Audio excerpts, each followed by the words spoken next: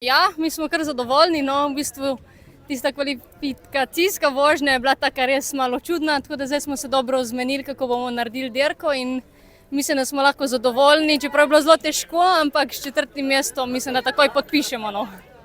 Ja, res v valovi, že za 200 metrov je bilo kar težko odveslati, ampak že ko smo šli na štart, smo si rekli, imamo to, mogoče pa nam le rata, pa smo na stopničkah, tako da smo bili res blizu, ampak smo bili zelo motivirani in iz štarta smo šli, res dobro smo veslali in mislim, da smo res tako zadovoljni s svojo dirko. Na koncu smo 4., ampak to je bila na vse glej naša prva tekma, tako da smo res zadovoljni.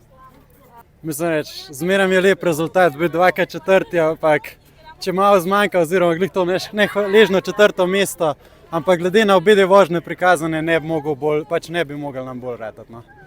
Ja, moram reči, da tale 500, da po mojem, da mi je bila najtežja tekma od vseh tekem skupaj, ker res hočeš dati čim več za ekipo in tudi je stabilen čovn in res daš lahko veliko moči noter, navkljub tem valovom.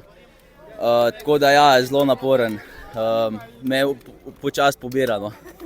Ja, po mojem, da je to predvsem zato, ker sem celo sezono veliko menil čovne in mi je bil tudi na svetovnem sem naredil svoj cilj, da sem zmagal in pol je vse lažje, ker si enkrat v zanosu. Ja, sigurno po evropskem prvenstvu lahko rečemo, da nam je tista medalja dala visoko pričakovanja tudi za tukaj. Vem, da smo bili tega sposobni, žal tega pač danes nismo dokazali, ampak smo dali vse od sebe, tako da smo zikar zadovoljni. Žal ni medalja, ampak je to 4. mesto v K4 vse skupaj popravilo, tako da lahko rečem, če potegnem črto, je letošnja sezona bila kljub temu zelo dobra. Ja, meni je itak zmeri fajn veslati v dvojcih, tako da jaz sem zelo vesela, da se je Anja tudi strinjala s tem. In v bistvu cela sezona sploh ni bila tako slaba, tudi tiste pokali na 500, mislim, da so nam kar uspeli, čeprav se nisva zlokrat usedle skupaj. Tako da imamo še za naprej za graditi in se že veselim tega. Zagon je, bomo pa še videli na prihodnost, kaj se bo zgodilo.